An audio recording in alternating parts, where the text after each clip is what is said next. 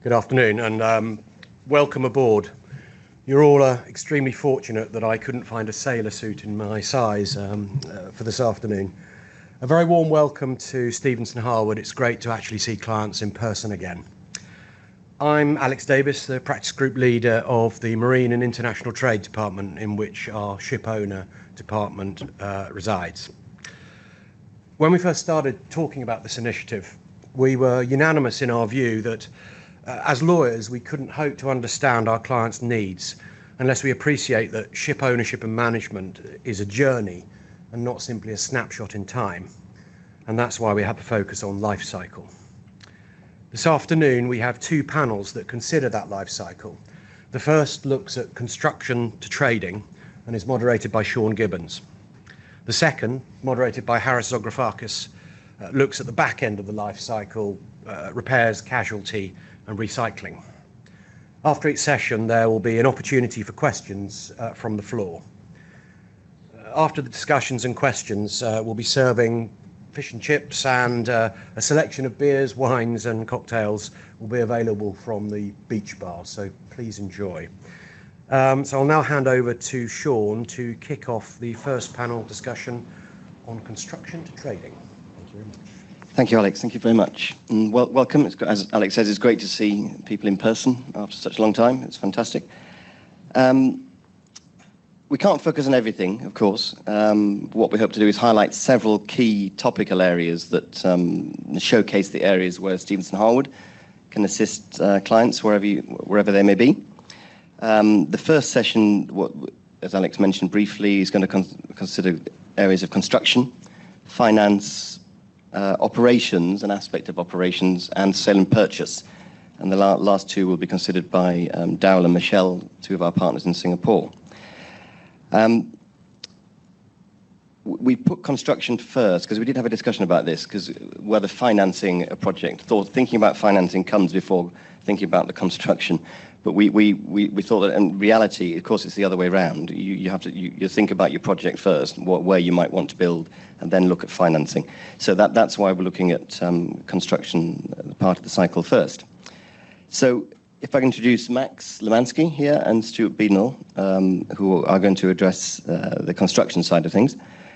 Max, if we can consider a scenario of an owner in the present market thinking about ordering what we'll call green ships for a fleet renewal program using an innovative design, what sort of issues do you see being raised when it comes to looking at the drafting and negotiation consideration of the construction contract? Thanks very much, Sean. I think probably the first thing to keep in mind is it's really busy at the moment. It's a yards market. They hold the whip hand, and therefore, as a ship owner, the negotiations are going to be pretty difficult. It reminds me, for those of you of a certain vintage, it reminds me of the period prior to the 2008 crash, where shipyards were full. You couldn't get slots for love nor money, and it's very similar to that. Just to be clear, I'm not predicting a financial crash. I'm simply making the observation that it's very busy at the moment. And of course, that comes with all kinds of problems. And if we're looking at a renewal program where you're probably doing a series of ships, that also brings up a number of issues for the owners. And what we saw pre-2008 was obviously you had the big yards. The big yards are full at the moment. So big yards subcontract. Small yards pop up. Sometimes what we saw back in the day, and I'm not saying this is happening now, but sometimes what we saw back in the day was shipyards entering into contracts when the shipyards didn't really exist. They were just sites, but actually never got developed. The point is, for your modern ship owner looking to renew their fleet, is you've got to do your due diligence, and you've also got to get into the difficult question of subcontracting. How much subcontracting are you going to let the yard do? Are you going to let them do a little bit of subcontracting? Are they in fact going to subcontract the entire project in reality? And if they do, how protected are you? How sure are you that the subcontracting yard or facility can do the work? There's a question about quality. There may even be a question about solvency. So that's the due diligence point. As to innovation, clearly, the general point, under a standard shipbuilding contract, it's the yard that takes the design risk. Everybody knows that. But in the current market, we're talking about innovative. I love that word, innovative. I always stumble over it, but I said it twice now. Can you say it? Yeah, innovative. Said it 3 times now about stumbling. New, innovative designs. Those types of designs, of course, may well involve the owners getting stuck into design questions. They may well develop their own proprietary, another difficult word, proprietary IP in relation to green issues. If they do that, they want to protect them. They're going to cost them money. And of course, your worst scenario as an owner is you enter into lots of negotiations with the shipyard. They say, sure, why not? We'll build that for you. Get right up to signing, and then they don't sign. And then the shipyard has all of this lovely, innovative, proprietary information. How are you, the owner, going to be protected? So do you need an NDA, a non-disclosure agreement? Do you need to involve Stevenson Harwood's market-leading IP team? Almost certainly would be my view. Another thing you tend to see in offshore contracts is carryover agreements. A carryover agreement is where you say, this yard can no longer perform the work that I need them to perform. And in shipbuilding, you don't tend to see that because, frankly, a bulker is a bulker is a bulker. Should be pretty simple to build. But we're talking about different types of ships, innovative ships with new technology. What if the yard can't build it? What if they simply are incapable of building it? You might want to consider having the right to go to the yard, take the vessel somewhere else, and finish it somewhere else. And if you do that, what are you going to do about, for example, warranty issues? What impact will that have on your warranty? Tricky, difficult, beyond the scope of this short presentation. But these are difficult questions, right? And of course, hovering over all of this, 2 fundamental questions in any shipbuilding contract: delay. What's going to happen with delay? How much delay are you going to allow? Your remedy for delay, almost certainly limited to liquidated damages, almost certainly. And if that's right, will those LDs, are they going to be sufficient for the loss caused by the delay? It's a negotiation point. That's fine. You say, I'll have a really great LDs regime. Are you going to get a great LDs regime in this market? I don't know. Depends how good at negotiating you are, I suppose. Difficult, though. The right to terminate. We all know about the right to terminate X number of days of delay equals, or particular types of delay, permissible delay plus non-permissible delay, excluding buyer-caused delay. It's not a talk about contractual delay and termination. The question I want to raise is, if you've got a series of ships, 5, 6, 7, 8, 9, 10 ships, and it all goes wrong right at the start, can you terminate the subsequent contracts?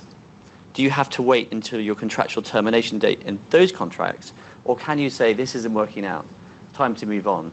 It's a question of what's in your contract. It's very unlikely in a standard shipbuilding contract you'll have any kind of anticipatory right to terminate. We've tried to put them in contracts before. They're difficult because shipyards inevitably don't like them. The impossibility argument, by the way, for those of you who want to run it, is pretty much impossible because the yard can always say, oh, but we would have bunged a whole load of extra people on board and we would have finished it within time. And then, just looking at the time, I've got just a few seconds, just say refund guarantees, pet topic of mine, love a good refund guarantee. As always with a refund guarantee, the key question is, what does it cover? Probably only a refund, hence the name, probably not claims and damages. And secondly, the nature of the security. Is it a suited guarantee, properly so called, or is it an on-demand bond? As an owner, you want an on-demand bond if you can possibly get it. If you would like to ask me about on-demand bonds afterwards, then you might want to reconsider some of the choices in your life. But I am very happy to discuss them until the cows come home. So that is all I would like to say on that. Thank you very much. There will be an opportunity at the end of this first session for questions if anybody wants to. Stuart, so it's all well and good having a vessel or vessels constructed, but an owner, of course, needs to make some money and operate the vessels, not just look at them. So sometimes an owner would have a long-term charter party in place before committing to spend Similar question for Max. What sort of issues are we looking at that you advise should be negotiated in or out, or that sort of thing? The owner needs to make some money, you say. Okay, well, that's one for you, because the money man is sitting here. Ian's going to talk about the financing of these projects, but of course, his clients are going to be saying, where's the money coming from to pay back this loan? And obviously there's various things which Ian will talk about, but one of them is how satisfactory is the long-term charter? And we're talking about long-term charters that are negotiated alongside the shipbuilding contract. So it isn't a situation where you've ordered these ships a couple of years ago and they're coming up to delivery and think, oh, we better sort of get some employment for them now. Let's negotiate some charters. No, we're talking about a situation where, as part of a project, at the same time as negotiating the shipbuilding contract, the owners would be negotiating the long-term charter. And before I get too far into that, can I just, photograph the new build. New build is about the construction process. A lot of what Max has said came straight out of here, although some of it didn't, so you could add a few paragraphs to that. But if anybody wants a copy, it wasn't memorizing everything Max said, quite a bit of it's in there. So, but looking at negotiating the long-term charter alongside, that might be most typically LNG charters that are almost always done with a long-term charter. Used to be 20 years, maybe these days a bit more, 10. Well, yeah. What would you accept as a minimum, do you think? Anyway, and obviously we see that in the offshore sector as well, where you have to have the long-term charter in place. Now that sounds easy, so you negotiate them at the same time. Is that the end of the matter? Well, obviously not, because you need to make sure they work together in tandem. The obvious starting point is you negotiate the specification, which has to be the same, because it's no good having it rejected under the shipbuilding contract, even though it fits the charter specification. That has to be the same. The other point that is often overlooked is also the testing procedures should be the same. Quite often, somebody thinks, well, I assume there'll be some sort of tests. They do a test under the charter party, and that gives a different result of the tests under the shipbuilding contract. Then obviously a shipyard is going to make sure that the shipbuilding tests are as limited as possible, whereas a charter under a charter party might want more substantial testing. LNG, of course, many of the tests take place after delivery, which is a bit of a shock to the system because they include termination rights. So you can actually terminate the contract even though you've taken delivery, if you can show that the performance is outside the margin that is allowed. So that has to be, the testing procedures there obviously have to be agreed in advance. You see it for drilling vessels as well, where there might be drilling tests to be performed, but those are beyond what the shipyard is obliged to demonstrate on delivery. So how do those two fit together? Clearly, it's a matter of just detail, but it is very important. The other major factor, which I think your guys are very interested in, is the back-to-back delivery. Because you don't want to find that the ship owner takes delivery from the shipyard, thinks, not perfect, but I think it'll do. And the charterer says, I don't agree, I'm not having it. So the charterer rejects the vessel once the owner's already committed to taking delivery under the shipbuilding contract. Now you might think, well, how can that happen in practice? Well, the answer is quite easily, because the way a shipbuilding contract is usually structured, it's a two-stage process. The acceptance takes place under a procedure, usually in a standard form, it's Article 6. And then the delivery, where you guys come in and start looking at all the documents and doing all the transfer of title, is later. So what happens is, during the trials procedure, the ship owner is committing itself to take delivery, and then you proceed to the delivery stage. So once that commitment has taken place, the owner is obliged to take delivery. So clearly, if the owner hasn't got the commitment from the charterer before making that commitment under Article 6, the owner's at risk. It's worth mentioning that most shipbuilding contracts provide that there can be a deemed acceptance. So if the shipyard says, yeah, that's okay, and the owner doesn't respond within a specified period, then the owner's deemed to have accepted the ship and then is obliged to take delivery. So that's a danger. And obviously when we're negotiating, we try and put in some mechanism, particularly the time periods, so that the owner has enough time to obtain a binding consent from the charterer before the owner is obliged to take delivery. So these are all amendments to a sort of standard long-term charter that you need if you are having a back-to-back new build project. Some contracts like the LNG, the Shell LNG form, has a new build clause, and you might think, haha, great, that fits very nicely. Well, it doesn't. It basically says that the charter will take delivery if the vessel complies with its standard procedures. Well, of course, if those procedures are different from the shipyard procedures, you're not back to back. So that isn't enough. So it would require negotiation. The other area I've mentioned, delivery, to avoid the owner taking delivery of a ship that the charterer is not obliged to take. Then there's the question of performance deficiencies. We're talking usually high-value ships, which under the charter, if the vessel doesn't perform to a particular standard, the charterer has the right to make deductions. Now, this might just be on delivery, the liquidated damages for deadweight, that sort of thing, but also ongoing performance warranties. Again, LNG is usually the best example, where a right to deduct from hire throughout the 20-year period may exist, yeah. And it might only be, I don't know, $10,000 a time. But over 20 years, that can run into many, many millions. We've seen one, there was 60-odd million just in the first 10 years because of performance deficiencies. Now, that's an exposure that your guys wouldn't let the ship owner take, I don't think. You're not going to have an income stream of a time charter where there's a risk that throughout the charter period, the charterer can make major deductions because of the performance of the vessel. So that probably is the one that needs most careful attention. I don't think I've got time to go into the details of all that, but I do think it's important to remember this one point. The performance warranties in the charter, when drafted, will mirror the performance warranties in the shipbuilding contract for obvious reasons. However, you don't know at the time of entering into the contract whether that's the actual performance on delivery.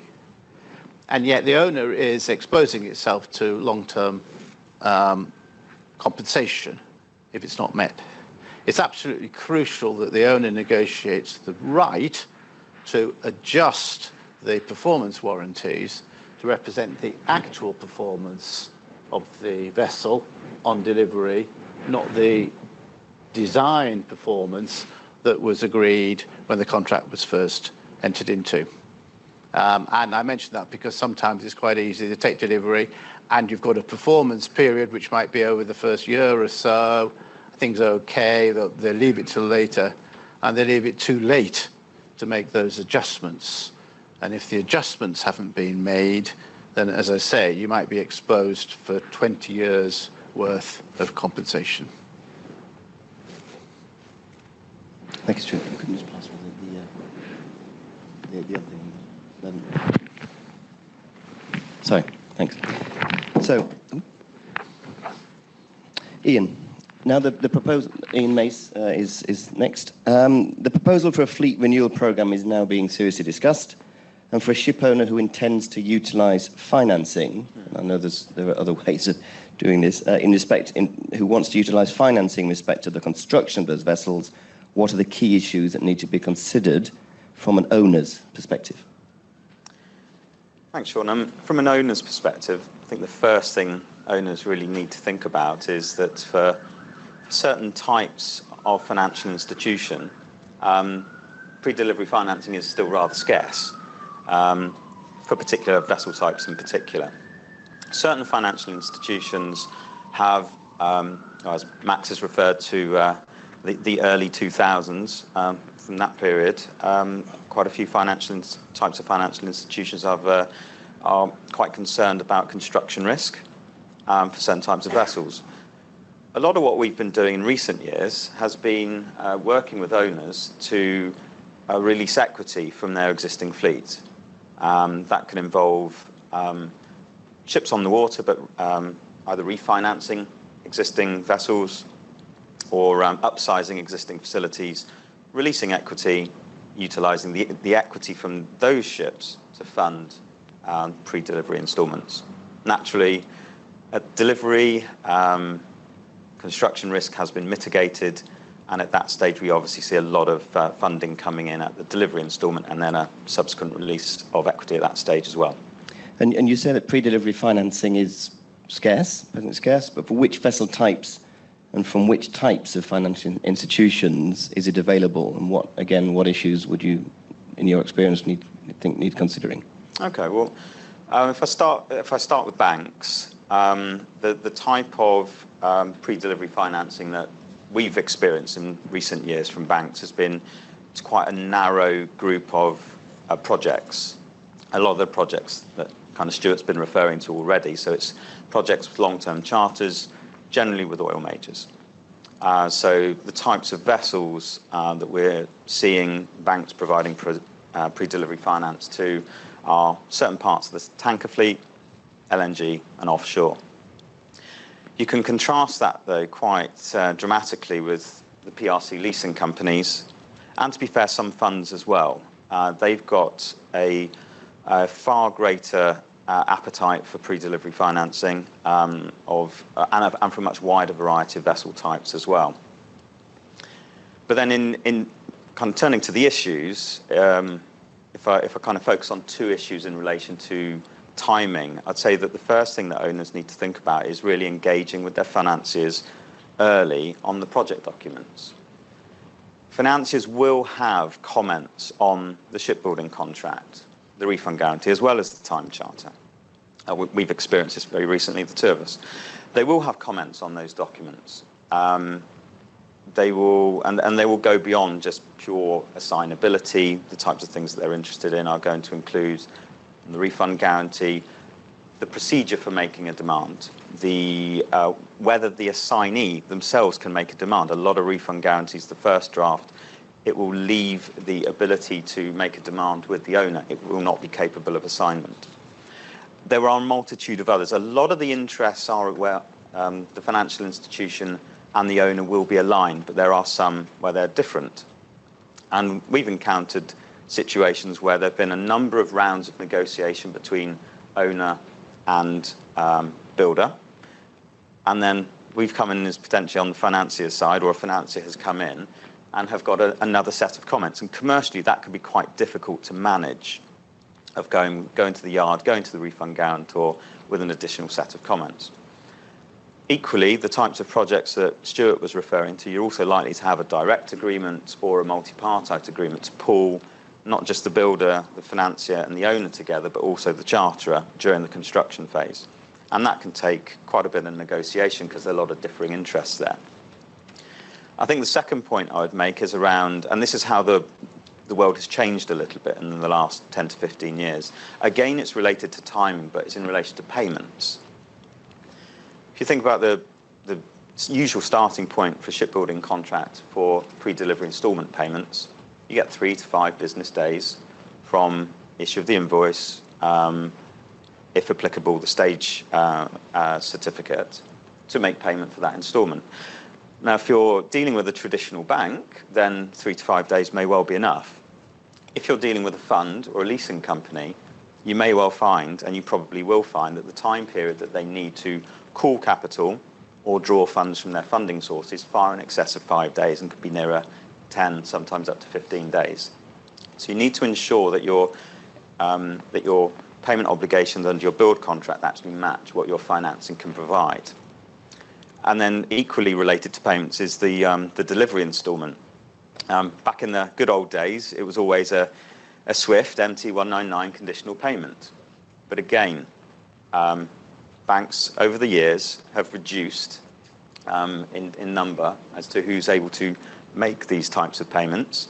Excuse me. And a number of non-banks are just not able to make these sorts of payments with a conditional MT199. So again, it's engaging with your financial institution and making sure that your obligations as an owner under the building contract match what you can deliver. Now, as a ship finance team, there are 100 of us across 8 jurisdictions. We act for a variety of owners and financiers, and one thing that we are able to offer is acting on the owner side. We can generally anticipate the sorts of things that financiers will raise. So we're able to manage this process very, very efficiently and smoothly. So those difficult discussions with yards and refund guarantors don't arise. Good. Thank you, Ian. Thank you very much. So as part of the life cycle of a vessel, of course, there may come a time when the vessel might be sold, or a series of vessels may be sold. I'd just like to bring in another of our partners who is in Singapore, Michelle Yong, to consider this briefly. Michelle, you can hear me, can you? Yes, I can hear you, Sean. I hope everyone can hear me. Yeah, wonderful. Well, thank you. Great. Live from Singapore. Sounds like Eurovision Song Contest. Can you just, you don't have to sing the answer here. Can you just address the ways that you've seen second-hand tonnage being bought and sold? Michelle, please. Okay, so I'll highlight that first and foremost, I'm a litigation lawyer. So when I get involved in a sale and purchase, it's first of all, usually to review the Memorandum of Agreement or MOA from a risk management perspective, because sometimes there's something not so straightforward about the sale. And in any case, it's always good to be careful. Second, and we see a lot of these days in the mortgage enforcement by a bank, where the vessel is being sold by the bank as a mortgagee in possession or through a receiver. And the last scenario would be in a closing where things do not go according to plan. And there are actually quite a lot of those. So there's actually quite a huge amount of activity in the space, as some owners are looking to downsize their fleet in difficult times, while the owners with cash or funding are taking the opportunity to get some good deals. So a few examples of what we've seen in the last few years. So first, we've managed back-to-back sales where a party buys a vessel and then flips it immediately for profit. So the closings take place at the same time, with the party in the middle owning the vessel for only a minute. So you can see how that's a way to get some quick cash. I admit I've only seen this happen twice. Not many people do this. Another example would be in a mortgagee sale, whether directly or through an arrest, where parties then bid for the vessel. So some of the more interesting ones we've seen take place in jurisdictions where the court allows for private treaty sale. And these are pretty exotic jurisdictions that I've never visited: Aruba, Bahamas, Gibraltar. If it brings to mind a song, then I guess you're showing your age, I'm showing mine. We've seen the en-bloc fire sales, which are good deals, but can get very complicated if the vessel has been abandoned with equipment and cargo. Then there's the worry about whether there will be third parties coming for the equipment and the cargo. Ian, this is probably more of Ian's area. We're seeing people buy a vessel with funds raised from bonds using seller's credit, but I normally tend to leave that to our ship finance team. So we've also seen buyers willing to take risks for good deals, like buying vessels that actually have claims on them. So for example, vessels in general cannot be arrested in a place like Indonesia. So we've seen buyers buying for Indonesian use, and they don't care that there are writs on the vessel because no one's going to arrest the vessel there anyway. So another time, we also saw a buyer buying a vessel for demolition in Bangladesh, and there was actually still a mortgage on the vessel, but they said, just sell the vessel there, we're going to demolish it straight away. They didn't care. So yeah, we've seen various interesting types. Okay. And there are, as we know, there are a couple of standard forms that are used, most notably the Norwegian sail form. Do you often see deviations from those standard forms? And how often do you see that? The most common sail form is, of course, the Norwegian sail form, or what we call the NSF for short. There's also a Nippon sail form, but we generally use, they're generally used by the Japanese. In Singapore, we have the Singapore ship sail form, which is very similar to the Norwegian sail form. There's now a BIMCO sail form I think it's still going through the consultation process. So that's another form coming. But for now, it's largely the NSF. As for your question, Sean, about whether we often see deviations, well, NSF is a fairly comprehensive form, but parties still regularly negotiate and amend these forms. In fact, I would say it's very important to amend these forms. Okay. Can I add something on? If you must. I must, yes. Because I'm just highlighting a case that Sean won with. Occasionally wins cases. Before the court, and it was on the sale of the vessel. And it was on this, they used the Norwegian sale form that Michelle's mentioned and unamended. And the key point that people overlook sometimes is that the vessel turned out to be in really poor condition. 2 vessels are quite old. And when they blasted the tanks, they realized that they were heavily pitted over a long period of time. So they brought a claim saying, hey, you've sold us duff vessels. You don't think you can see this? It's in terrible condition. And of course they failed because the obligation under the form that Michelle's mentioned is to deliver the vessel in the same condition as at the time of inspection. So they're saying it might be rubbish condition now. It's in rubbish condition when you inspected the vessel. So the buyers lost, didn't they, Sean? Yeah, they did. There we are. Thank you, Stuart. Michelle, you said that you obviously spend a lot of time reviewing MOAs. What do you normally look out for when you're reviewing an MOA for a seller of a vessel? Okay, maybe before I answer that question, just to go back to interesting closings, I just remembered that once did a closing with Sean, a 24-hour closing meeting, right, Sean? Yes, it was, yeah. During the daytime here, and Sean was really helpful. We offer a full-time 24-hour service. 24-hour service. No, it worked really well. So I think it closed, wee hours Singapore time. Sean took over at night. Then I took over drafting addendum in the morning. And yeah, it worked really well. So yes, we offer 24-hour service at Stevenson Harwood. Sorry, Sean. As a seller. Back to your question. Seller, yeah. Yes, as a seller. So I would say as a seller, and this ties in with what Stuart just helpfully mentioned, the most important clause to watch out for would be condition of the vessel at delivery. Right, so there's commonly the as is where is wording, meaning buyer takes the vessel as is where is, but it would not cover latent defects unless the seller excludes all implied terms Sale of Goods Act. So this is covered in 2012 NSF, but not in the 93 NSF. So you may see Norwegian sale form, but be very careful which sale form you're signing. Generally, it should be 2012, but just check. Also, as is where is, as what Stuart said, but as is where is, but at which point in time. There would have been an inspection, and that's usually the condition that's promised to the buyer, say fair wear and tear. But what we are seeing more now in this COVID-19 situation is the inability to inspect the vessel.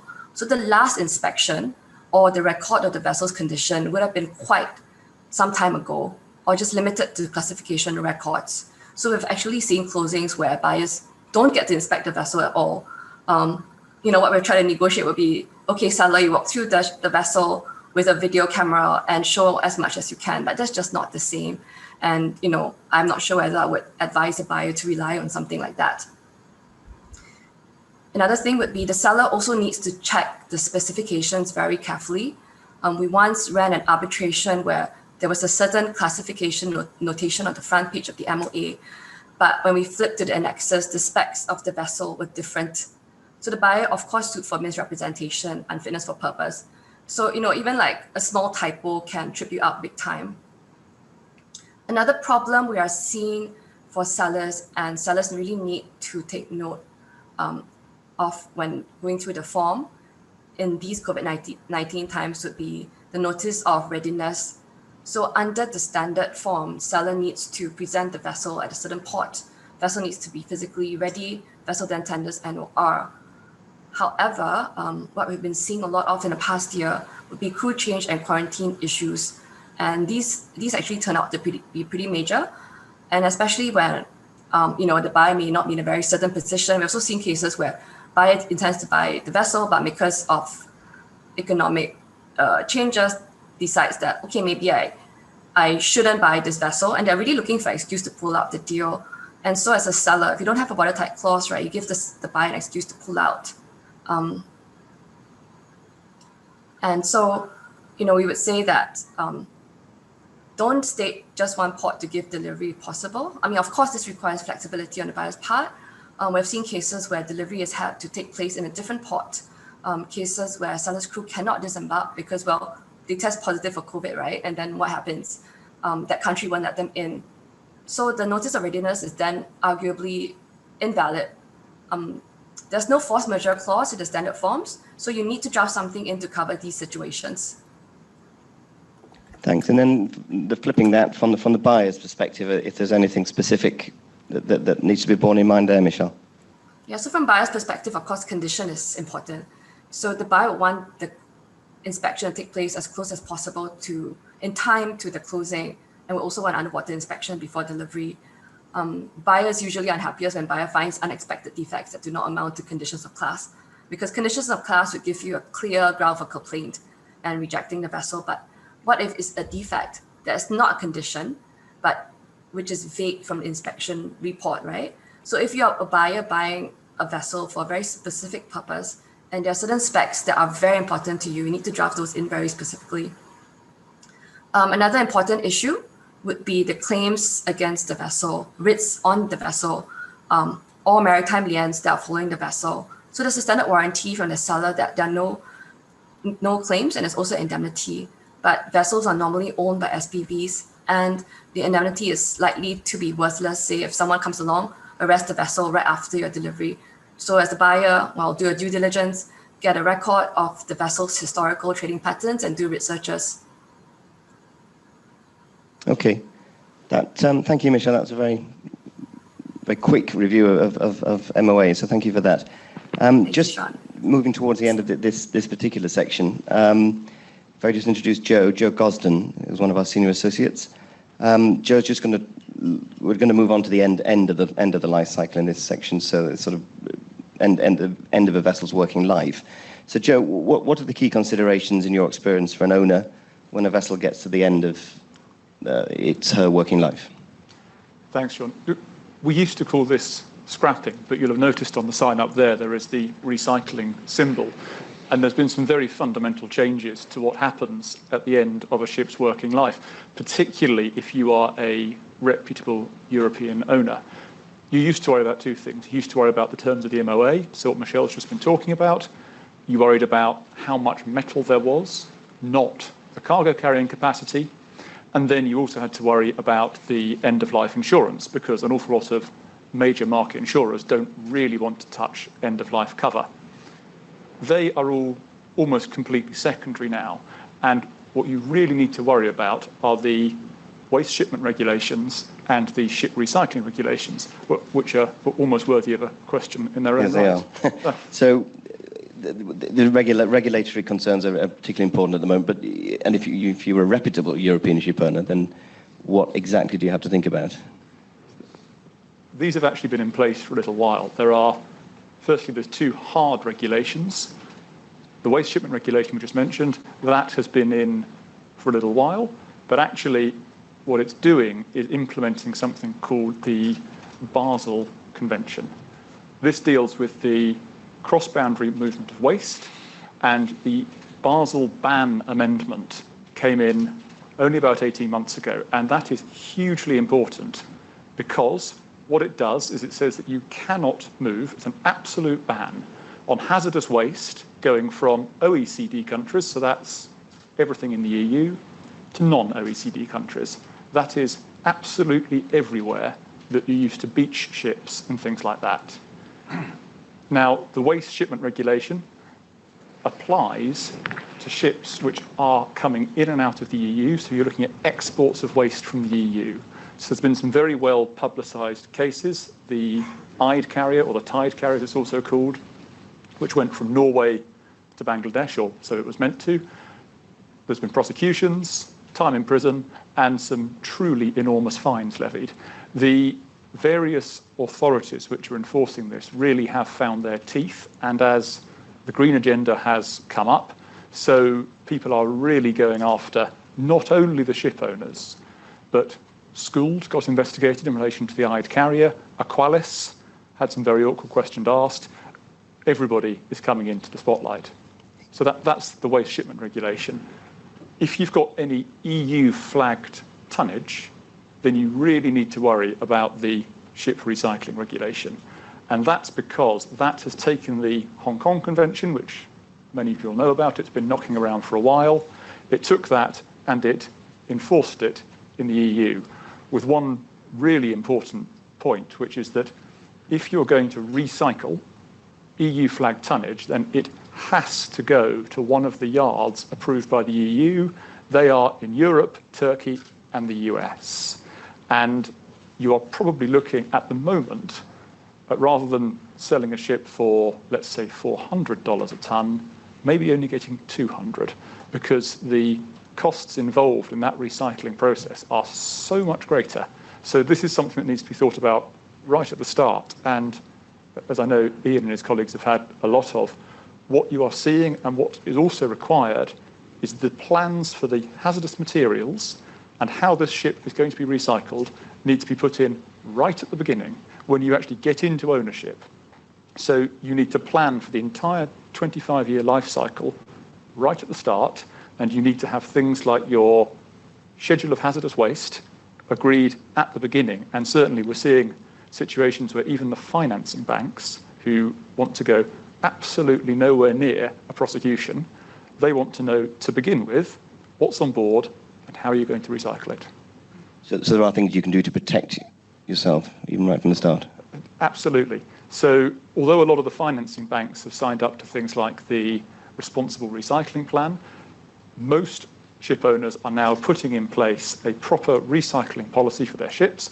Maersk have one that's available online, and you need to try and work out, firstly, what you're practically going to do with the tonnage. You need to know where the hazardous waste, and there's an easy list, you need to know where it is on board your ships. And the final thing is this. A lot of people think, well, look, maybe I'll sell it off a couple of years early. It's not worth keeping it to the end. I don't want to deal with that now, quite frankly, incredibly onerous recycling regime. I'll sell it to someone somewhere else and let them deal with it. This comes back to the MOA point. You need to start writing into that MOA some really tight clauses that says what happens to that ship when it's scrapped. Because what we've seen the authorities doing is saying, well, look, you knew what was going to happen to this. It had 6 months left afloat. It failed port state control. The metal was cracking. The only reason you sold it onto whichever flag it was because you knew that person was going to use it for 6 months, do 3 cargoes, and then put it on a beach somewhere. And you are liable in those circumstances. Super, thank you. Slightly scary, but thanks, Joe. That's the end of the presentation part of this section. Harris, are there any questions from the floor? If anybody has any, please do ask. We have one over here. Yeah, just on the last point. What is hazardous waste? Does it include what's built into the ship, for example, asbestos used in construction, as well as what about carrying or moves? Do you just want to repeat that question, Joe, maybe? Yeah, so just in case for anyone listening at home, the questions about what the hazardous materials are, where they might be found and what's caught. There are 2 very handy annexes attached to the regulations that's actually set out in full chemical detail what is hazardous. Asbestos is number 1, Annex 1. It's an absolute flat prohibition on including it in any new ships, thankfully. But there are an awful lot of other compounds, particularly in relation to some of the paints that might get used on board and things like that. So firstly, there's a lot of things which are fundamentally part of the ships which are hazardous, but also there are requirements, for example, for tankers, that you need to have gone to great length to ensure that you've pumped out the tanks almost completely. We're talking, virtually an Australian grain standard level of cleanliness before it goes anywhere near a recycling yard.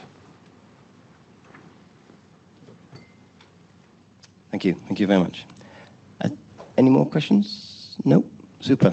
Well, we will do a quick magic change, if that's okay. So thank you all for your presentations, and we will move to the next panel. Thank you.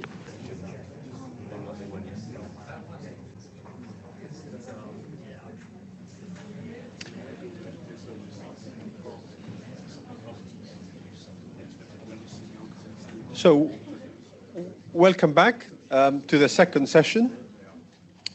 I'm Harris Ografakis' partner here in London, and I have with me, next to me, Kirsty, also London, of course, Rod and Nick. And in Singapore, we have Daryl Ang, and in Hong Kong, we have Lee Sloan.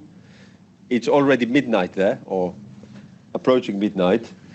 And we cannot, this shouldn't take very long because my colleagues have to go clubbing. But before they go clubbing, we have some questions for them. So Michelle earlier mentioned that some people buy and sell in a rising market the ships, and they flip them and they make some quick money, and that's it. But if you're not into that sort of thing, you will have to trade the ship. So you manage with your brilliant innovative design that Max mentioned, you have your finance that Ian mentioned, you're not into recycling or scrapping, so you have to trade the ship and make some money. Now, in the process of trading the ship and chartering, things happen. And we will be here discussing things that happen and how we can handle things that happen. And I think we will start with Singapore. Daryl, we all know Singapore is one of the biggest bunkering ports in the world. And for lawyers, it's a very popular forum shopping area. So I have a claim against the ship, against the ship owner. I'll go to Daryl, arrest the ship. So, Daryl, tell us about ship arrests in Singapore. Well, as you rightly said, Harris, it's a very popular place, and it does happen. It happened a lot more in the 90s, and then it sort of diminished a little bit. But it has gotten a lot more active this year, mainly because of the volatility in the market. The thing about ship arrests in Singapore is that they can happen quite quickly. You can keep tabs on the vessel through a ship watch service, or if you have an account with the Singapore Port Authorities, you can actually just log in and see when a vessel's declaring her entry. And that can be anything from a week to maybe even a few days or even hours. But if somebody's targeting that ship and sees that she's coming in, that's generally about enough time to get your documents together, to prepare a claim against, and to go to court to try and get a warrant of arrest. And it's actually faster because before COVID, what we'd have to do is people like myself and Michelle, we used to get on a little launch, take the launch all the way out to the ship, climb up the pilot ladder, go up to the bridge and paste the writ on the vessel. But COVID sort of changed all that, and the lawyers sort of said, we don't really want to go on ships so easily. And so all we have to do is serve a writ on the vessel's agents here. That's all that's necessary. Just go to the offices, drop off your writ, and the vessel will be considered under arrest. So it's quite quick. And if you're an owner, first thing that you should really do is get in touch with your P&I club. They are probably the best. It's the first place that you should go because they would know what to do. And if your first priority is to try and release that ship, and an IG P&I letter of undertaking is recognized in the Singapore courts as being sufficient security. And that's probably the faster way to do it, because in order to release a ship, you should either pay off the claim or give some sort of security for it. P&I, as I said, an IG P&I LOU. Another way is to pay monies into court. Another way is to give a bank guarantee. But these are slower. They will take days for you to get the money, remit them across. But if it's, for example, a cargo claim, that falls under your P&I, the club should be able to put up their security quite quickly, so long as you are appropriately covered. And that's why that's one of the first things that you should do. The second thing that you should really do if a vessel is detained is to, while clients usually go and ask their commercial departments, what on earth is going on? What on earth caused this? Your first thing should be just write to the arresting party and ask them what their security demand is. The faster you do that, the sooner you get that number. And that number is going to be the thing that determines how fast your vessel is going to be released. So I would say that those are your first two things that you should get. The faster you do that, the better. So easy to arrest in Singapore, and the system is efficient. do the courts work round the clock? So can you arrest the ship on a Saturday? Can you be before a judge on a Saturday? The answer is yes, and I have known people to have attended before judges who are dressed quite casually at their homes. You can do it, but let's just say that they are loath to be disturbed unless there's a really good reason why you can't get the vessel during a weekday during office hours. It's quite difficult, but it is not impossible. There is actually a duty line that we can call to get the court on the phone and say, look, we've got an arrest. Can we ask the sheriff to please be ready because we've got a reason. And for example, one example could be that vessel never comes into Singapore. This is the first time she's coming in. Look at all of her. You do a check in Lloyd's, the Lloyd's, and Lloyd's shows that she's only coming to Singapore maybe once a year. Perhaps you could try that. But yes, you can do it all times of day and night. I've had one case where we followed the vessel from the time she arrived at about 11 p.m. and we got her at about 3 or 4 in the morning. Right. So just like Michelle said earlier, ship finance lawyers in Singapore work 24 hours a day, and the closings that took place 24 hours a day.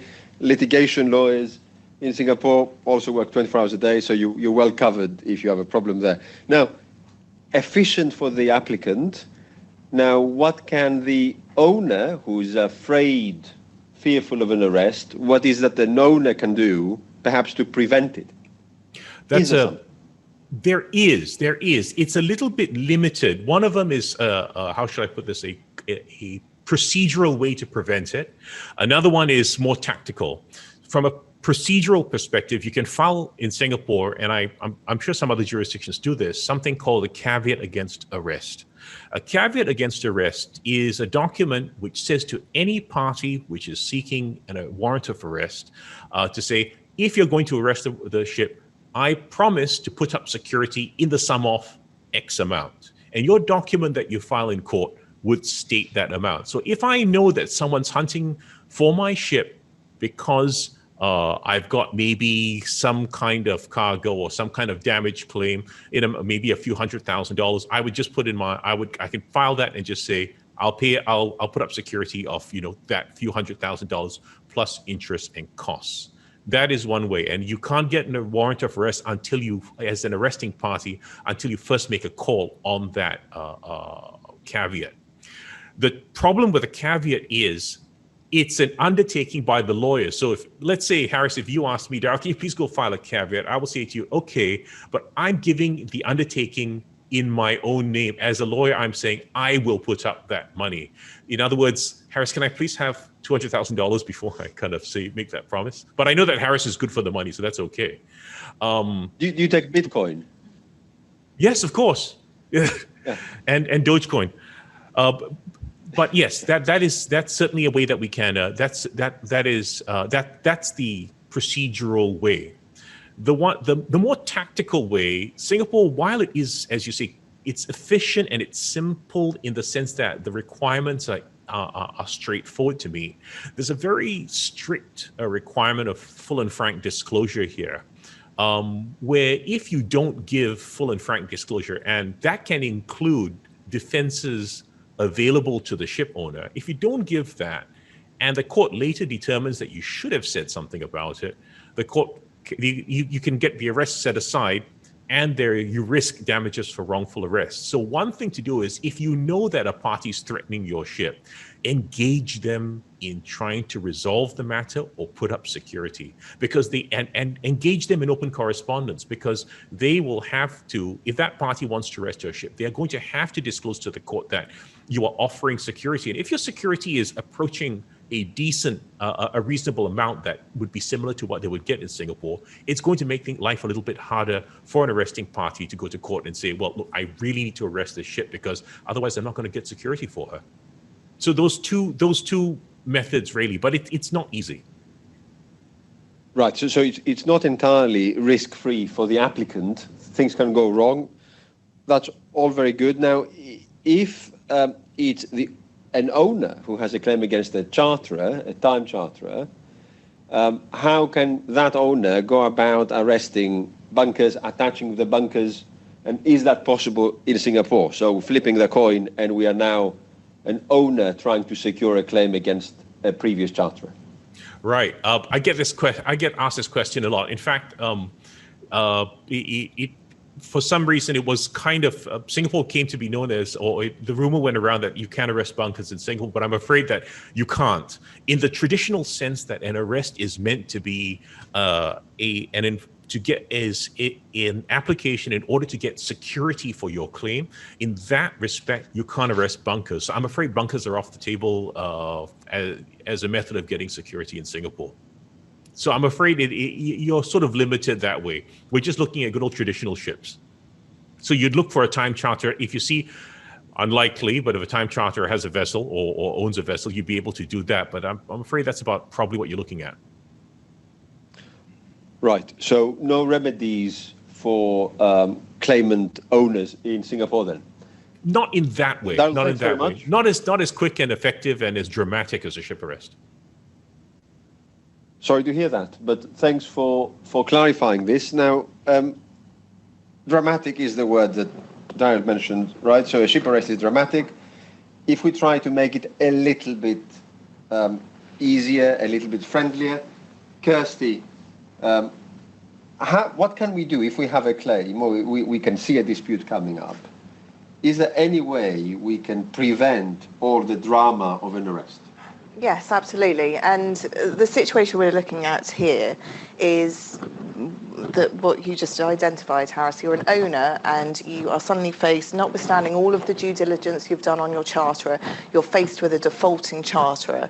You have a claim and potentially an exposure which is continuing to build up, where, for example, they're no longer paying hire or haven't paid bunkers. What can you do?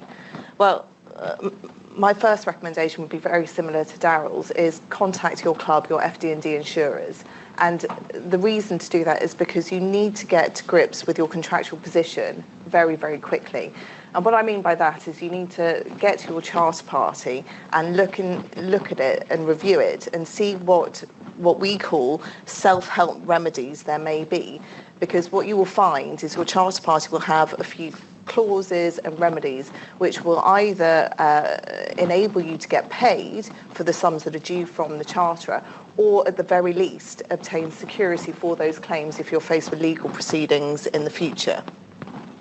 So is it really that bad? Is it like so the chartering market is a bit of a jungle that unless you do something about a debt owed to you by the charterer, you may end up with an award at the end of a process and nobody will pay. So the message is do something about it to secure your position. Yes, absolutely. I mean, the things have changed, but there was, for a number of years, it was often that owners were faced with charterers who were just some guy with a laptop, and they stopped paying, and obviously they have no assets. And so the only thing that was available to owners was what we call these self-help remedies. So the one that most people will be familiar with is a lien over cargo, lien over subfreight, lien over hire. And those are very effective remedies because they're very simple to implement. So a lien over subfreight, subhire is just a notice that you send to the subcharterer, and you say to them, you now have to pay me. You now, subcharterer, have to pay me the money that you would owe up to this level. Liens over cargo also in theory, fairly simple to implement because it is just a notice, but it is more complicated because local law issues can arise where local law jurisdictions may say, well, actually, you have no right to seize and hold someone else's cargo where it doesn't belong to the charterer. And then you have more practical issues such as storage and those costs. Another remedy which is often intermingled and sometimes confused with the right of to exercise a lien over freight and subfreight is the right to intercept freight. It's entirely different than the right under the charter party. It rises under the bill of lading, where the owner has a right to demand from the holder of the bill of lading the freight that would be payable, and in consideration of the agreed carriage. And that can be a very effective remedy where it is, again, just a simple notice. in a rising market like we're seeing at the moment, the other things that we often see is owners coming to us and saying, well, my charter is defaulting, can I please just simply withdraw the vessel? I want to take my vessel back because I can see that the rates are going up and I want my ship back because I know I can get a better rate. The answer is yes, you can withdraw a vessel from service, but it is full of pitfalls to the unwary owner, and if you don't withdraw your vessel in accordance with the procedure that's stated under the charter party and various little nuances of the law, then you as the owner could face claims from the charterer. So really important that if you want to withdraw your vessel, you go to your insurers or get legal advice. And then just one other clause that I just wanted to mention, which is not quite a self-help remedy, but is often overlooked, is the no lien and encumbrances clause, which can be found clause 18 of usually the NYPE form, but is often in other provisions. And that says that a charterer cannot allow a lien or encumbrance against the owner's vessel. And where we saw that clause becoming really useful was with the collapse of OW bunkers and unpaid bunker suppliers targeting vessels, and that clause was very useful to owners, which gave a hook against charterers for a breach claim, but also in some circumstances you could actually go out to an arbitration panel and get an injunction in relation to that. So I suppose the link between what Kirsty's saying and what Daryl was saying earlier is that take arresting bunkers or attaching bunkers in Singapore, not possible. Possible in other places, but it's not easy. So Kirsty's saying, if an owner has a claim against the charterer, you have to act quickly while you still have the charterer chartered the ship. So you still have them. You still have cargo on board. Yep, exactly. And it's a spectrum, exactly. Right? So if you look at it as a spectrum, what is the best, easiest, and what's the hardest form of self-help for the owner?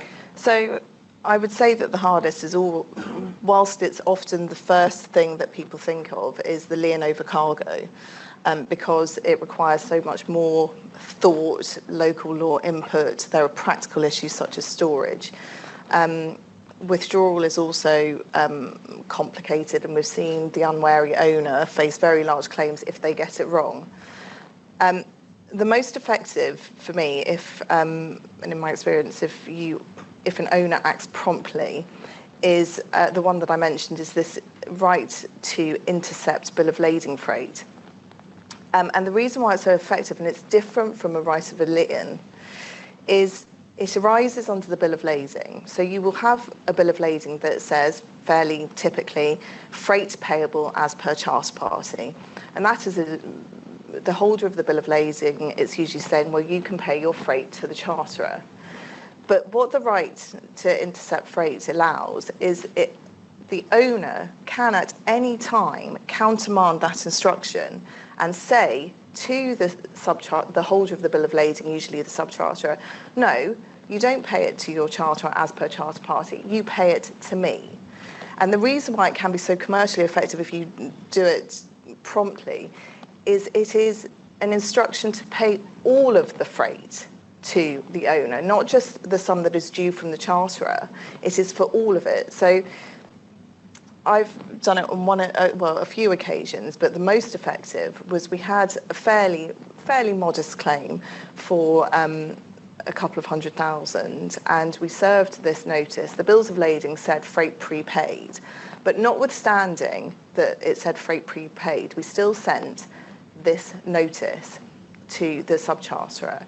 The vessel had only just left, so just loaded cargo, and it turned out that the freight had not been paid, and the freight was in excess of $600,000, and we were able to get that subcharterer to pay it into escrow to stand as security for those claims that we had against the owner.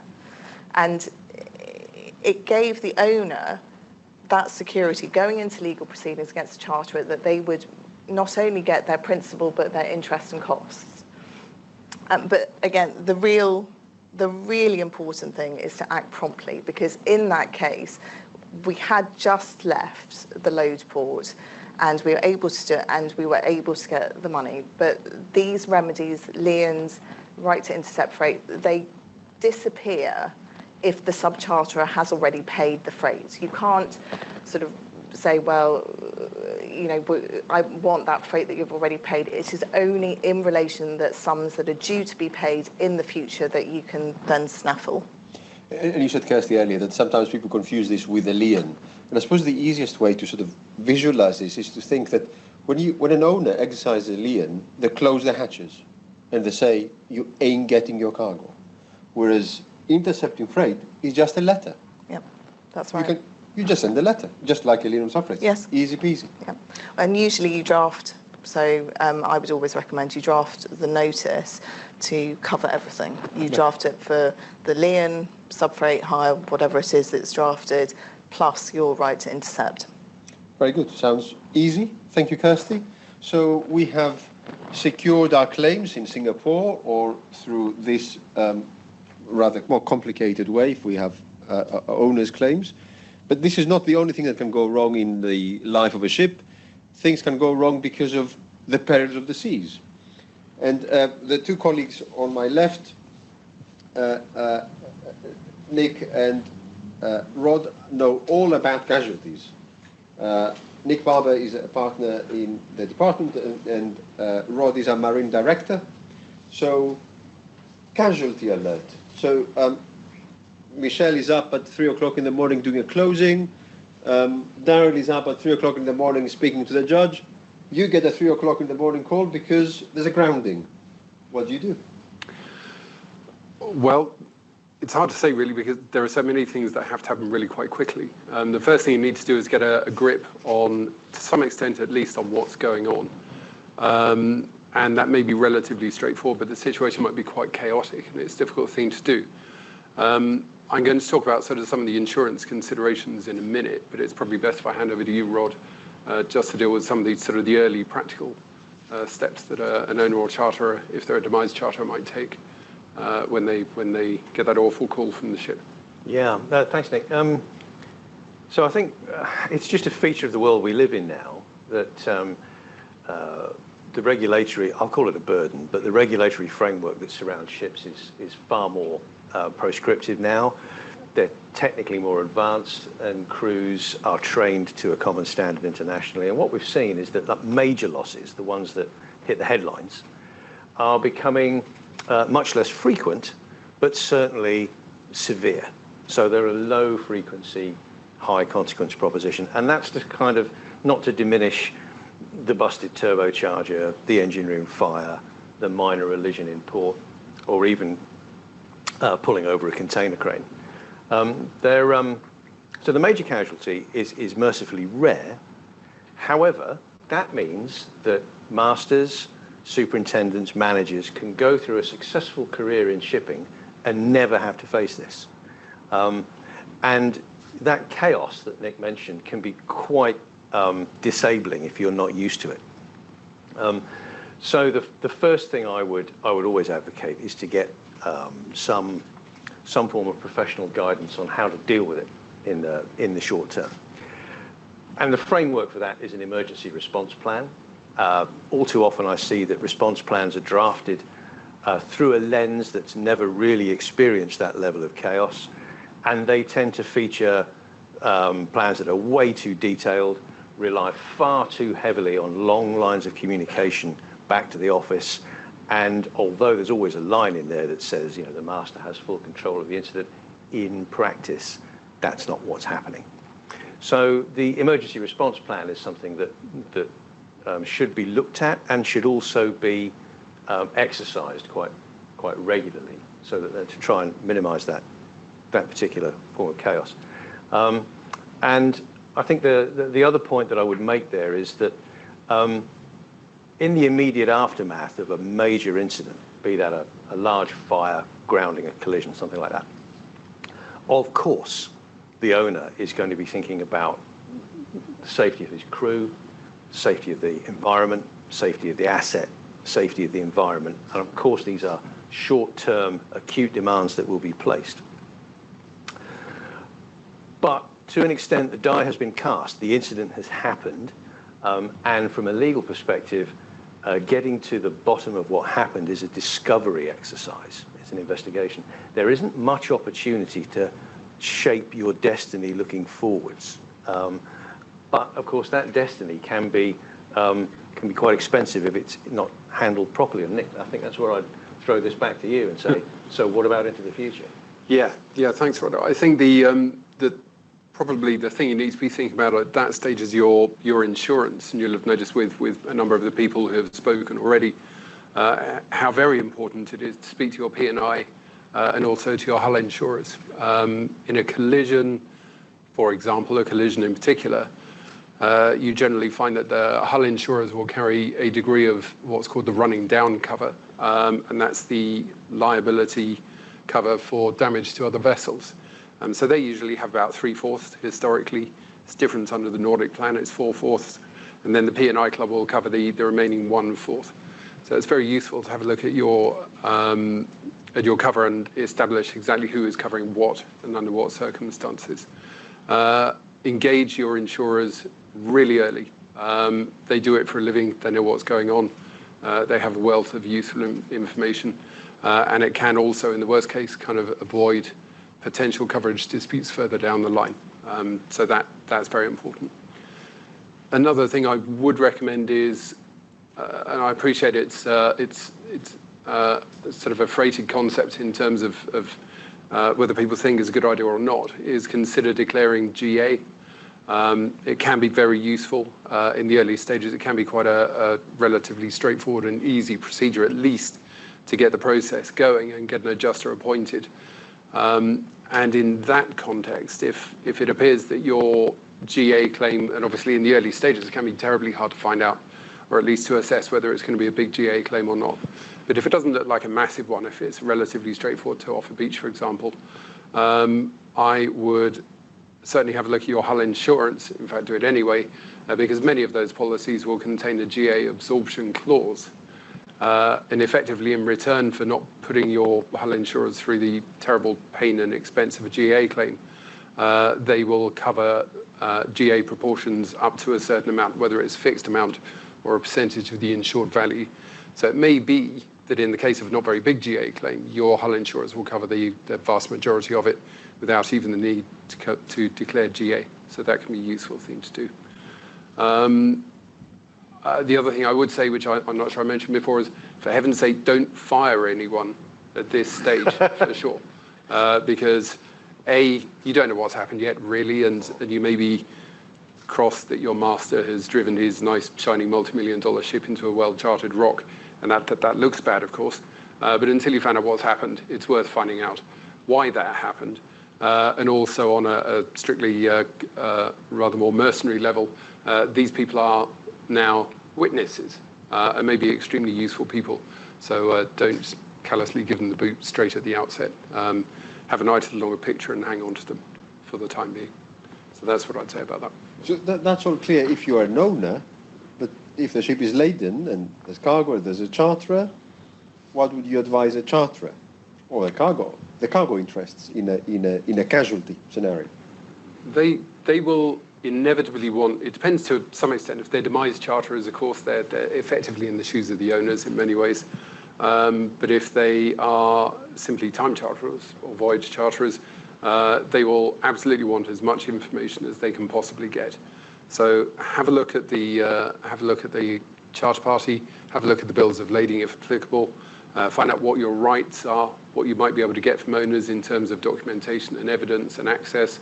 The owners will turn around and say, well, that's very exciting, but no. But nevertheless, it's worth asking the question and consider what options might be open to you in, say, the port of refuge or discharge port, perhaps to compel compliance by owners, either to comply with or meet their obligations under the contract carriage or the charter party, or even to get something from the local courts, which might be well above what you're contractually entitled to. But local law might give you significant additional rights. So it's worth looking at that too. So I suppose, as you say, the priorities for the ship owner are safety, environment, crew. Always. And the property, cargo on board, is secondary So I suppose unless the cargo owners or charterers do something about it, it won't just resolve itself. That's right. Hence the need for input. Yes. And so we can have owners, charterers, sub-charterers, cargo interests, shippers, receivers, but we may have a new actor, a salvo. Yes. Do they still exist? Because we were reading a few weeks ago that LOF is a thing of the past. It depends who you talk to. If you talk to salvors, they will say no, they're on their last legs and a dying breed. I'm not sure that's true, but it's not the industry it was. Obviously, we have the situation with LOF and some more contractual arrangements. It's probably best, Rod, if I hand over to you for a few words about LOF and its current place in the world. Yeah, it's I mean it's an established document and a regime that everybody understands, and it's got a great little soundbite that comes with it. No cure, no pay, easy enough to understand. It's a little bit more complex now with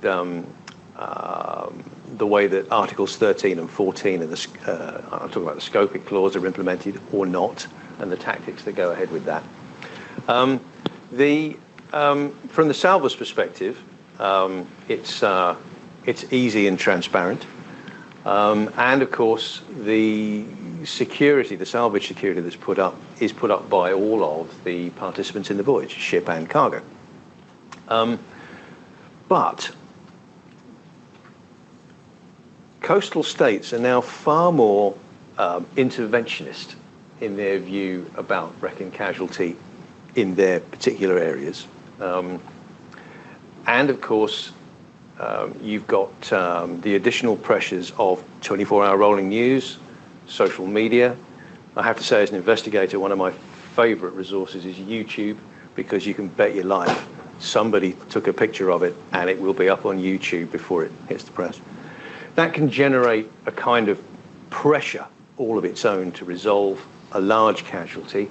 And I suppose it's tempting for the owner when they're staring into no cure, no pay, and an unknown exposure to think about maybe salvage on terms, contractual terms, as being the commercially safe thing to do. So we've seen more recently salvage on terms coming to the fore, and I think that's what's generated the debate about, is there any future in the LOF? Now, I'm agnostic on the issue personally.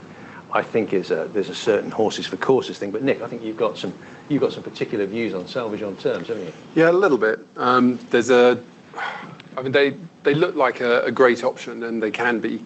I happen to know that the Lloyd's salvage appeal arbitrator, Jeremy Russell QC, detests them with a passion publicly. And the thing with them is if you look at the BIMCO clause contracts, there's rec hire, rec fixed, rec stage. The rec doesn't really matter; it's just a name. But they're not really directed at salvage specifically, but they can be amended to do a good job. So if you find yourself with a vessel in not extreme peril or not immediate peril, say grounded on a sandy beach or mud bank or something, you have a bit of time in hand, and you can look at whether a commercial solution is the way to go. The two things I would caution are that there is invariably, not so much with rec fixed, but with rec stage and rec hire, there is provision to amend the remuneration under the contract. So if the salvors come along and say, well, you said that the condition on site was this, and we've turned up and it's that, it's going to cost you another $5 million. You find yourself in a very difficult position. And in my experience, and apologies if I'm being unfair to anyone here, contractors invariably adopt that tack. So it may well cost more than you expect. The other one, which Rod has touched on, is the fact that under LOF, every salved interest contributes pro rata to the salvage security. In modern times, frequently, that means the cargo interest put up much more security than the vessel. With the BIMCO forms, the owner is liable for all of the security. There is no contribution from cargo or other interests. They may get it back in due course in GA, but that could be a couple of years down the line easily. But it is worth bearing in mind. So again, in that respect, it's critical to liaise with your Hull and P&I insurers and find out what they're comfortable with. So charters would love the fixed contract as opposed to the LOF. Yeah. Interesting. to a large extent. We're running a little bit out of time. If I can ask you very quickly, if we take a step back and we try to plan for casualties, you mentioned earlier a casualty response plan that every company should have. Is there anything else that you can think of in terms of a policy or a procedure? Yeah. So obviously, your emergency response plan will cover who does what, when, and to or with who. But there are some other things that work around the side. I mentioned there's a tendency to paint the name of the owner in very large letters down the side of the ship these days, and that's quite newsworthy. So there are a lot of people that thought the Ever Given was in fact called the Evergreen and refer to it as such all the way through. So it's quite prominent, and so that pressure from the media can be quite intense. And I think there's no point in putting forward somebody to do. First of all, you can't ignore it. If you ignore it, they'll make up their own story, and it won't be in your favour, and that'll just be something else that needs to be unwound when we get to litigation. But for goodness sake, don't put anybody in front of a camera that hasn't had at least a basic briefing on what to say next, because statements made in the heat of the moment can resonate. I'm sure we all remember Captain Scatino of the Costa Concordia being told to get back on the boat. We all remember that one. We all remember Tony Hayward after the Deepwater Horizon saying, "I just want my life back." I mean, these are just great quotes. They're Gerald Ratner moments. Sorry if you don't really get that. That's kind of an age-related reference. But yeah, don't stick anybody in front of a camera who isn't entirely clear about what they're doing. That would media training. Oh yeah. Thank you very much. And we have our last participant, Liz Sloan in Hong Kong. Hello, Liz. I hope you can hear us. I can. Hi, Harris. So we managed to survive the casualty. We got our securities or our fixed fee sort of contract with the Salvor. Off we go to a repair yard in China. How can you help with that? I think if you want to look at the key legal issues to be aware of in ship repair, I think we start with the notion that we've got 10 to 15 odd centres of ship repair globally. So each of those centres has its own pricing structure, its own contractual terms, which might be very, very different. And each of those centres is in different jurisdiction with different local laws. So we don't have any one-size-fits-all approach here. Now, there are obviously balanced and standard forms that can be used for ship repairs. We've got the BIMCO forms, which are always very balanced, RepairCon 2018, and before that we had RepairCon 2002. But in reality, Rod's just spoken about the chaos that follows an emergency situation or a casualty and a breakdown. And where we're dealing with unpredictable events and emergency situations, then sometimes that requires repair contracts to be entered into very, very quickly, particularly if the ship is in some kind of peril. So bargaining positions there are often not going to be equal in these types of situations. Now that said, it's still obviously very important to try and review and understand the terms of a repair contract before it's signed. The reason for this is that owners will always have an obligation under their P&I cover to use their best endeavours to make sure that they get the best terms that they can, and also to avoid onerous terms in the contract.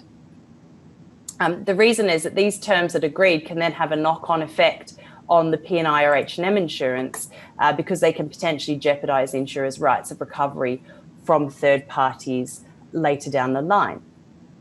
So from an owner's perspective, particular things to watch for are things like exceptionally wide force majeure clauses that allow work to stop and start during the repair process. Other things to look for are low limits of liability for the repairer. A particular issue can also be dispute resolution clauses, which are in favour of local courts where the repairer is based. So certainly, in my opinion, it would be much more advisable to go with arbitration as a dispute resolution mechanism in a neutral seat of arbitration, So choose English or Hong Kong or Singapore law are obviously very popular choices, and strong neutral arbitral seats. And another thing to watch for are clauses in repair contracts that waive the insurer's rights of subrogation. Right. And is there anything in particular about the present environment, COVID related, in China in the context of repairs? We have heard a lot about ports closing or delays, very bad delays in Chinese ports because of workers at the port, stevedores falling sick. What is the position today in China around ship repairs and COVID at the yards? Yeah, I mean, it's been an interesting process over the last 12, 18 months. I think if we're looking at this from a perspective specifically of ship repairs, then the main impact that we've seen is delay. So in Greater China, I'm obviously based in Hong Kong, and we do a lot of work up in mainland China, and we've seen a lot of work stoppages and in particular labour issues in the repair yards.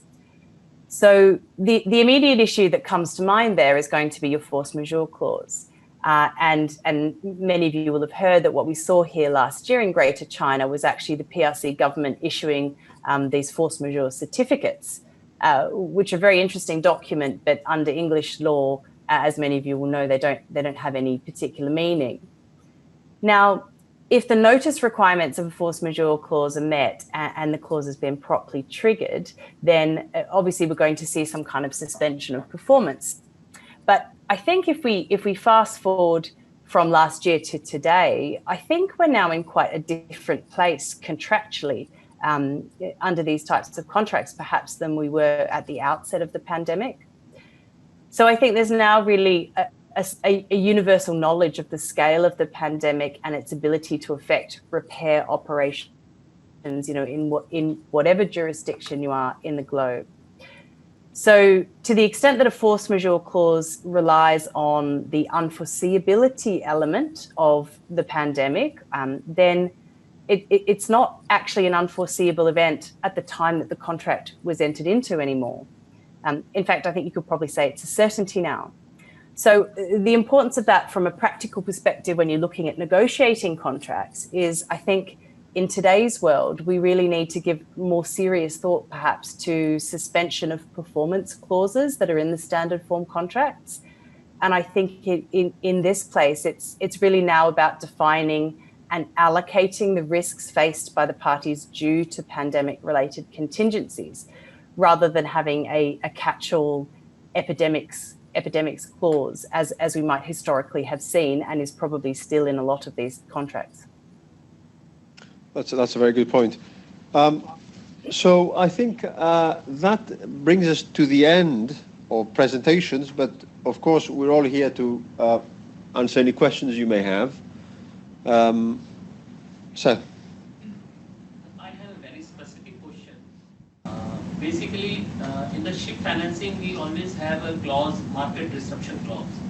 And basically, that takes care of any, acceleration of the loan whenever we default on part of any covenant or some kind of financial disruptions happens in the market. And as per the loan agreement, financial banks used to exercise this clause. Madam has asked actually, basically, about the owner's perspective whenever you can, ask for the freight part. If anything happens, for example, in say liner shipping, wherever you have a vessel sharing agreement, a lot of liner companies are running that, some on trade lane or service. For example, Europe, India service or something like that. They are having pulling in 7 or 8 vessels in the service. So owners have to sign the vessel sharing agreement under the joint service, and they have to provide their vessels. Sometimes they provide their own vessels, and sometimes they have to in charter from the market to provide in that service.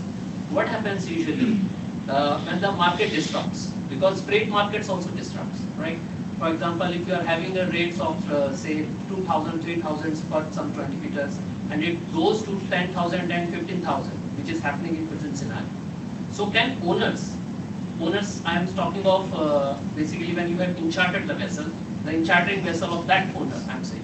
So that can basically enforce to the charter for early termination of the charter and ask for the termination, or any kind of freight adjustment can also be inbuilt in the charter party when they are letting their vessel in the service.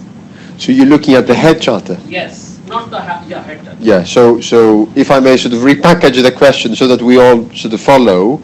So you say there's a head charter. I can just summarize. For example, say I'm from shipping operation. I have pull in some vessel in my service from some owner. So I'm chartering in. Owner can also ask, because the problem is here is we have a container service which is a scheduled service. We have already disclosed to the ports, to all the terminals, that we are running this service for 1 year. And when I have chartered the vessel for say 1 year or 2 years, I am also liable under my joint service agreement and vessel sharing agreement with other shipping lines to run the service efficiently. So a lot of cargo claims come, not on account of my cargo, but from account of my other shipping lines who are also basically pulling in their vessels. So how come I can insure those from the charter's perspective, and how come that owner who has chartered their vessel to us can ask at any point of time, because the freight market has disrupted. He has given me a vessel for say $10,000 per day basis for a 2-year period, and market has disrupted, and the market has gone at the same size of vessels for say after 6 months to 25,000 and something. So can he ask for early termination, or inbuilt in the charter party some kind of freight adjustment, like bunker adjustment factors are there, kind of range of freight adjustment, if it can go capping of that thing? I mean, I think the easy answer in relation to the freight adjustment is it's not standard. no, and you can't ask for an adjustment unless it's written into your contract. There's no, as a matter of English law anyway, you can't just say, well, the market's gone up, therefore I know I asked you for 10,000, but what I really meant is now that the market's really good, I actually meant 15,000. You can't do that. The bargain is the bargain. Similarly, if the market drops, the charterer can't turn around and say, well, actually, I only want to now pay you 8,000. Has to take the advantage of the market. Yeah. So it's like, it's not a good situation for them. So can he ask for the early termination? No. On what premise? No. No, not so. When we're talking about the withdrawal from withdrawal from service, the provision is usually is always drafted. It's a default of the charterer. Only if there is a default of the charterer in terms of payment can you look to withdraw your vessel. If you simply just try to take your ship back without a lawful justification, you, the owner, will be in breach of your obligations to the charterer and find that you have a claim from the charterer, potentially quite a large claim. Yeah. In non-charter party context, you do have, as you mentioned, change of circumstances provisions. Or there's a thing called hardship provisions, which extraordinarily provide that if something becomes really difficult, you don't have to do it. But it's a very unusual in charter parties. No. No. Yeah, but it is different from the container's perspective. Right. When you are operating, it's a scheduled service, and you have given a commitment for the say 90 days or say 1 year for that period. You are running the service. At that point of time, these kind of things. Yeah, but you would need a clause, like Kirsty said. Yes. So you would need to have agreed a clause in your charter. And I mean, so we're talking about the sort of strict legal position here as to what you're entitled to, but the legal position doesn't always match the commercial position. I may say as a lawyer, well, you can't withdraw your vessel because you will face claims, and the owner will say, have you seen what the market's doing? I can and I will. And that's a decision that, so sometimes the two things don't, or what I say may not really match what's going on in the market. I can and I will. Watch me. Yeah. Yeah. So if there's no any other questions, anyone?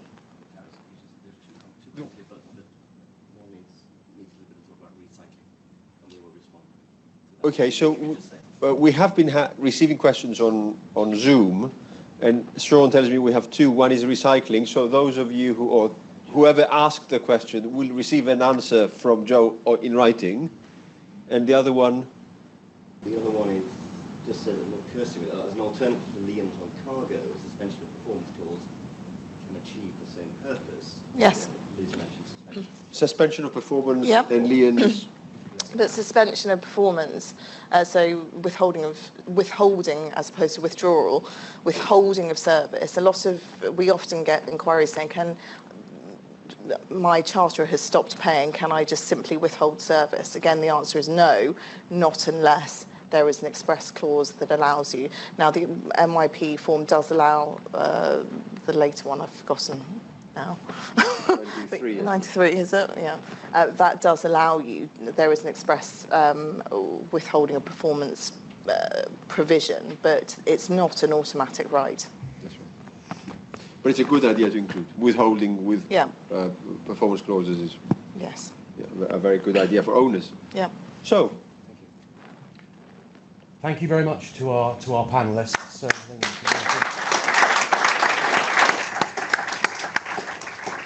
Some fascinating insights. I think watching Stuart and Max spar is like watching the old men on the Muppet Show, but I'll never get over that.